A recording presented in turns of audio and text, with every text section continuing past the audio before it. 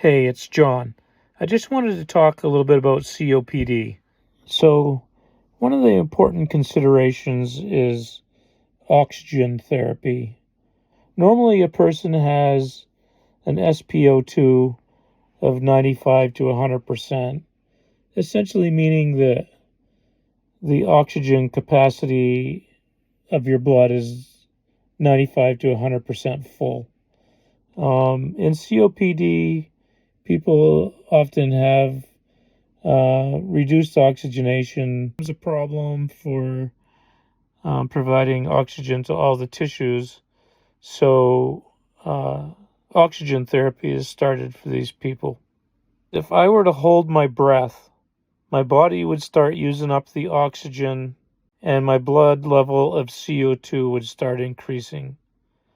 Receptors in my body would start noticing that my blood is becoming more acidic as CO2 increases in my bloodstream.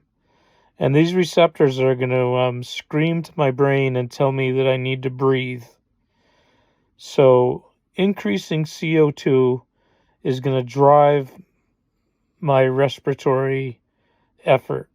In chronic obstructive disease, the movement of air and the movement of gases from the blood into the lungs are both impaired, and the body gets used to the high CO2.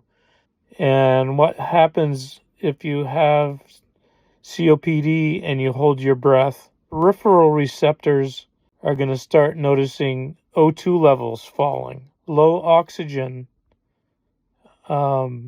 is what screams at your brain and says you got to breathe.